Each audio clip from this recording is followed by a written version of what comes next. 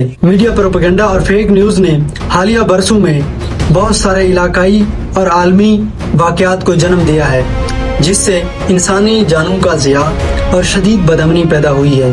جولائی اور اگست سن 2024 میں south port میں 3 بچیوں کے قتل کے بعد سوشل میڈیا کے اوپر فیک نیوز پھیلائی گئی کہ حملہ آور ایک مسلم پناہ گزین ہے جس کا نام علی الشاقتی ہے۔ حقیقت میں حملہ آور وہ نہیں تھا بلکہ کوئی اور تھا۔ اس جھوٹ کو ٹامی رابنسن اور برنی فورتھ نے پھیلایا۔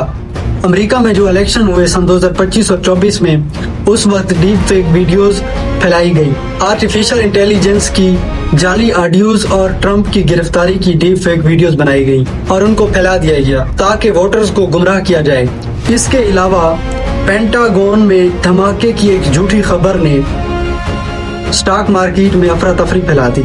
عالمی واچ ڈاگ رپورٹس کے مطابق پاکستان کے بڑے شہروں میں جیسے اسلام آباد، لاہور، کراچی میں سیاسی احتجاج کے دوران من گھڑت ویڈیوز بنائی گئی اور ان کا استعمال کر کے عوام کو مشتعل کیا گیا۔ بھارتی میڈیا پر بھی پاکستان مخالف مسلسل فیک نیوز اور پروپیگنڈے کی بھرمار دکھائی گئی تاکہ ملکی وقار کو نقصان پہنچے۔